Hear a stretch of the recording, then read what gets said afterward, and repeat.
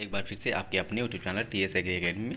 दोस्तों आज हम लोग बात करेंगे PSC AG 6 सेमेस्टर का जो आपका अगला आज का एग्जाम पेपर हुआ है फार्मिंग सिस्टम, उसके बारे में फुल सोल्यूशन के बारे में दोस्तों हम लोग पूरा पेपर डिस्कस करेंगे। तो गाइस आज अगर आप लोग चैनल पर नए हो तो प्लीज़ चैनल को लाइक शेयर और सब्सक्राइब करना बिल्कुल भी ना भूलें। दोस्तों यहाँ पर हमारा जो पेपर कोड था आज का वो था AG 6001 तथा पेपर कोड और बुकलेट सीरीज जो है दोस्तों वो है हमारे पास डी है।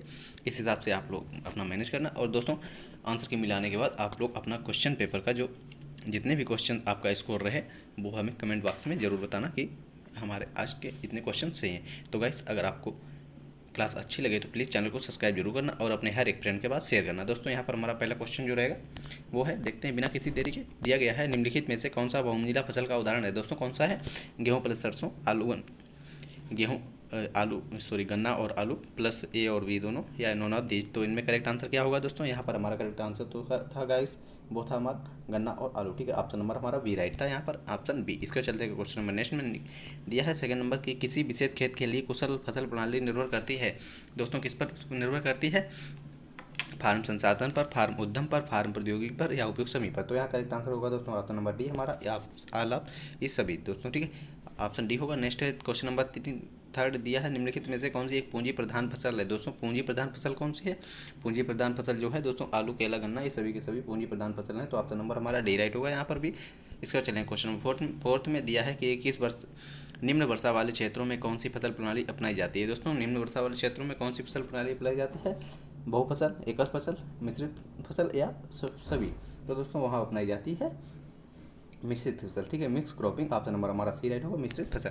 चलें क्वेश्चन नंबर फाइव में जो हमें दिया रहेगा कि सघन फसल अपनाई जाती है। दोस्तों सघन फसल अपनाई जाती है, कहाँ अपनाई जाती है? सीमित भूमि में, सीमित पूंजी में, सीमित श्रम से या उपयुक्त सभी। तो करेक्ट आंसर होगा क्वेश्चन नंबर 5 का हमारा वो होगा ऑप्शन नंबर ए, सीमित भूमि में सघन जो फसल अपनाई जाती है सीमित भूमि में, ऑप्शन ए राइट होगा। चलेंगे क्वेश्चन नंबर नेक्स्ट में से दिया है 6 की कृषि फसलों और पर्यावरण के संबंध का अध्ययन है। दोस्तों कृषि फसलों और पर्यावरण संबंध का अध्ययन किससे है? दोस्तों agro ecology, agro forestry, agro cropping या none of this, alley cropping या नॉन ऑफ दिस। तो यहाँ करेक्ट आंसर हमारा रहेगा दोस्तों एग्री परिस्थिति यानी कि एग्रो इकोलॉजी। तो ऑप्शन नंबर हमारा ए राइट होगा। इसके चलेंगे क्वेश्चन नंबर नेक्स्ट में कि कृषि की समस्या है। दोस्तों कृषि की समस्या है, कृषि की समस्या क्या है? भूजल स्तर का ह्रास, कृषि विकास दर में गिरावट, बढ़ता हुआ पर्यावरण प्रदूषण या उपयुक्त सभी। तो दोस्तों यहाँ पर जो समस्याएं हैं हमारे पास ही सभी की सभी समस्याएं हैं। तो ऑप्शन नंबर हमारा डी राइट होगा। इसको चलेंगे क्वेश्चन नंबर नेक्स्ट में कि टिकाऊ खेती है। दोस्तों टिकाऊ खेती क्या है? आर्थिक रूप से टिकाऊ, पर्यावरण के अनुकूल, परिवार और समुदाय के लिए अच्छी और उपयुक्त सभी। तो करेक्ट आंसर हमारा दोस्तों होगा वो आला एवं होगा, यानी कि ऑप्शन नंबर हमारा डी होगा। यहाँ पर ये सभी की सभी चीज़ें होनी चाहिए टिकाऊ खेती में। इसको चलेंगे क्वेश्चन नंबर 9 में दिया है कि एक प्रबंधन रणनीति जो उत्पादन निवेश को सटीक रूप से प्रबंधित करने के लिए विस्तृत सटीक विशिष्ट जानकारी नियोजित करती है कहलाती है। दोस्तों क्या कहलाती है? वो कहलाती है हमारी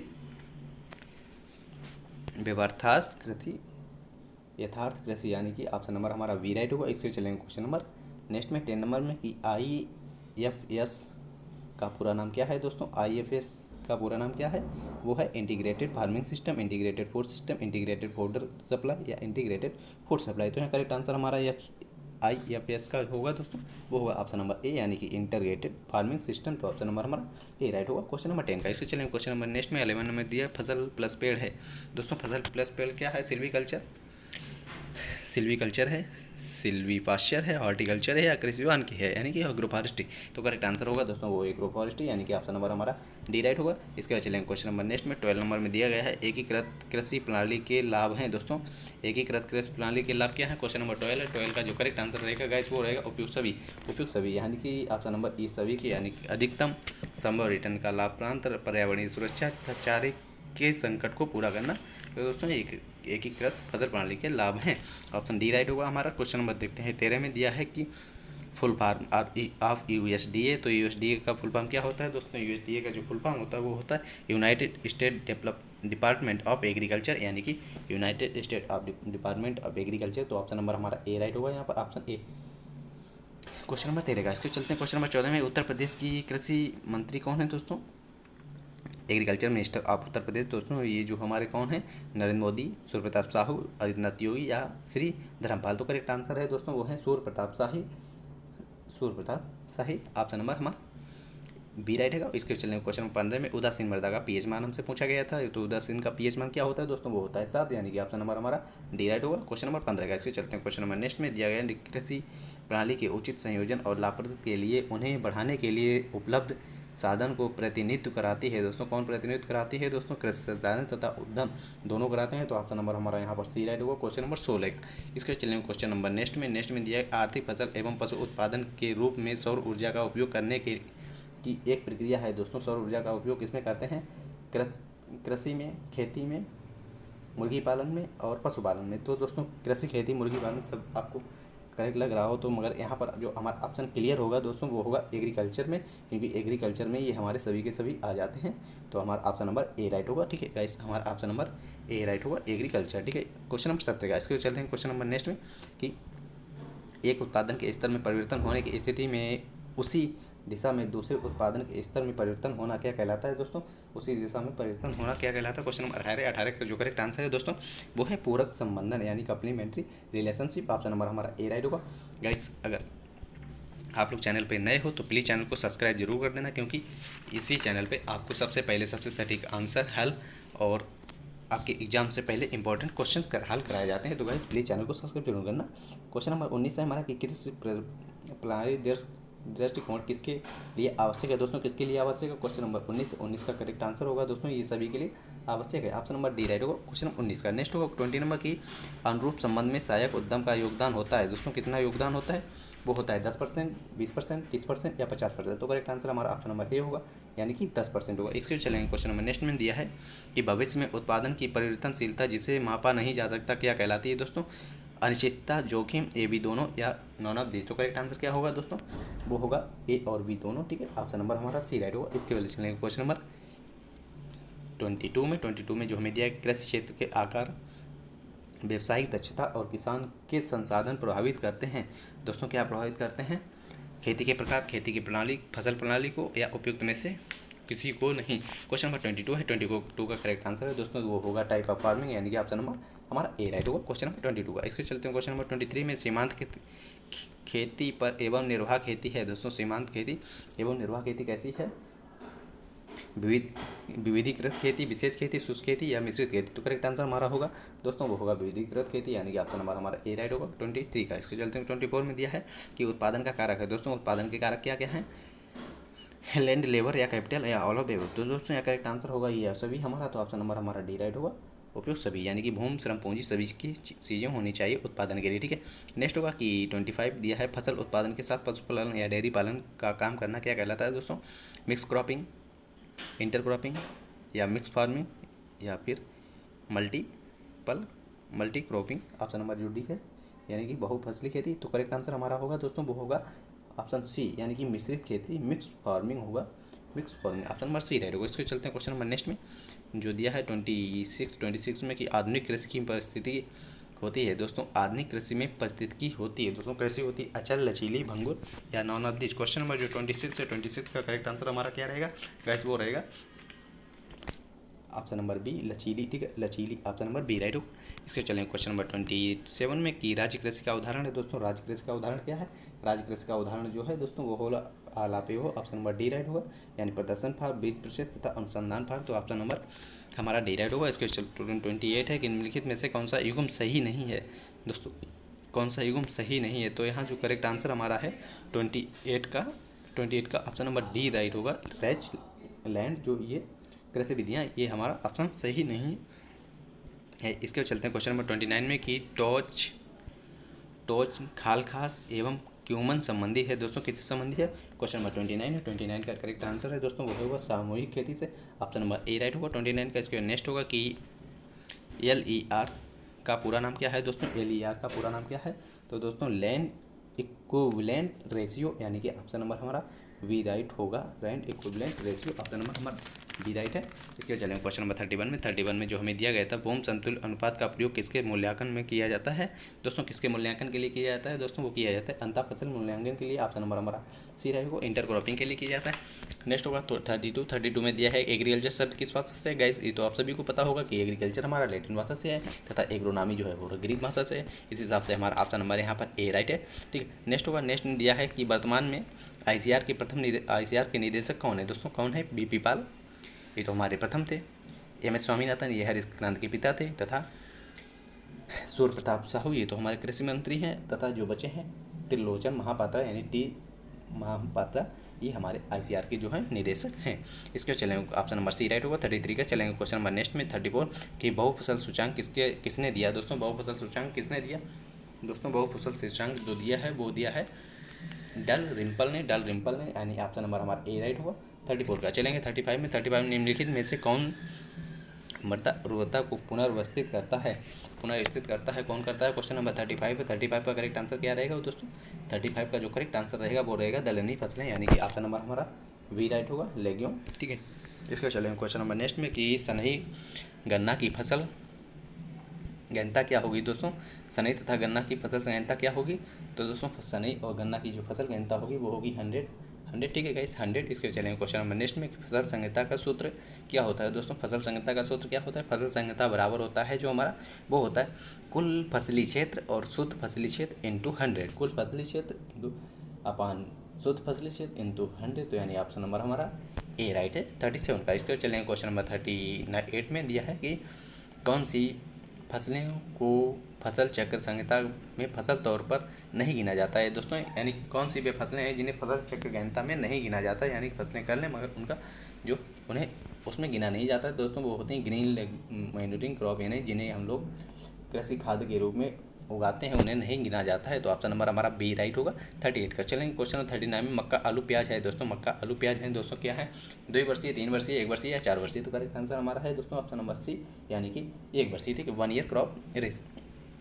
नेक्स्ट है कि आच्छादित फसल का उदाहरण है दोस्तों। आच्छादित एग्जाम्पल ऑफ कवर क्रॉप। ठीक है, जो हमारा कवर क्रॉप जिससे मतलब हम लोग उसके लिए ज़्यादा इरोजन ना हो उसके लिए हम लोग उगाते हैं, तो दोस्तों कौन सी है? गेहूँ, धान, उर्द या गन्ना? तो करेक्ट आंसर हमारा है दोस्तों वो है उर्द। ठीक है, जिससे कि नेक्स्ट होगा 41 फसलों का वार्षिक क्रम तथा स्थानीय व्यवस्था कहलाती है दोस्तों। फसलों का वार्षिक क्रम तथा स्थानीय व्यवस्था क्या कहलाती है दोस्तों?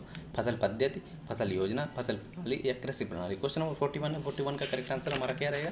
41 का गाइस जो करेक्ट आंसर है वो है हमारा ऑप्शन नंबर क्रॉपिंग पैटर्न, यानी कि ऑप्शन नंबर ए राइट होगा, क्रॉपिंग पैटर्न। ठीक है, इसके चलेंगे 42 में जो दिया है कि फसल उत्पादन, कृषि वानिकी, मुर्गी पालन एवं पशुधन घटक हैं, तो दोस्तों किसके हैं? कृषि प्रणाली के हैं, फसल प्रणाली के हैं, खेती के प्रकार के हैं या नॉन ऑफ दीज है? तो करेक्ट आंसर होगा दोस्तों वो फार्मिंग सिस्टम, यानी कि ऑप्शन नंबर ए होना चाहिए।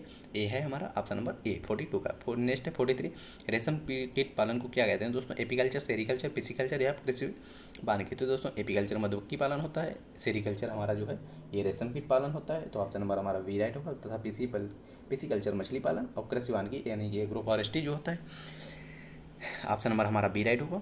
43 का नेक्स्ट होगा 44 की सहकारी किराएदार खेती में भूमि का स्वामित्व होता है दोस्तों। कैसा होता है?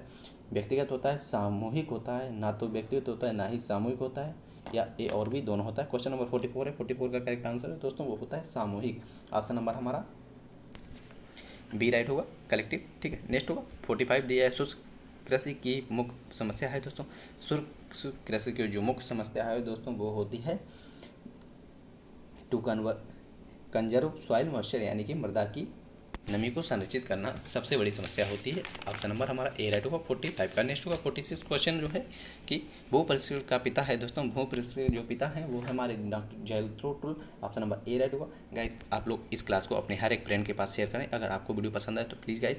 नेक्स्ट है भू परिष्कृत के बाद मृदा की भौतिक दशा कहलाती है दोस्तों। क्या कहलाती है दोस्तों? वो कहलाती है टिल्थ, ऑप्शन नंबर हमारा बी राइट होगा, टिल्थ कहलाती है। नेक्स्ट होगा 48 की रिले क्रॉपिंग को प्रस्तुत किया जाता है दोस्तों। रिले क्रॉपिंग को प्रस्तुत किसने किया? सबसे पहले वो किया था शेर सिंह बेंस द्वारा, ऑप्शन नंबर हमारा सी राइट होगा।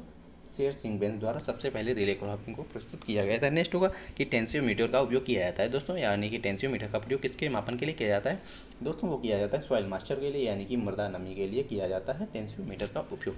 नेक्स्ट होगा कि एजोला है गाइस। एजोला क्या है? जैव उर्वरक है, कार्बनिक खाद है, जैव कीटनाशी है या उर्वरक है? करेक्ट आंसर हमारा दोस्तों वो है जैव उर्वरक। ठीक है, जैव उर्वरक, ऑप्शन ए राइट होगा 50 का। नेक्स्ट होगा कि दलहनी फसलों के बीजों का टीकाकरण किसके द्वारा किया जाता है दोस्तों? दलहनी फसलों के बीजों का जो टीकाकरण किया जाता है वो किया जाता है क्वेश्चन नंबर 51 का करेक्ट आंसर हमारा राइजोबियम है, यानी कि ऑप्शन नंबर बी राइट होगा। राइजोबियम के द्वारा किया जाता है, यानी कि नेक्स्ट होगा 52 की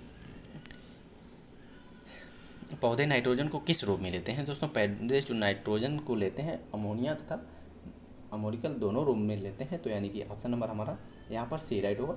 NH3 तथा NH4 दोनों रूपों में लेते हैं, इसके बाद ऑप्शन सी होगा। नेक्स्ट होगा 53 की यूरिया में नाइट्रोजन किस रूप में पाई जाती है।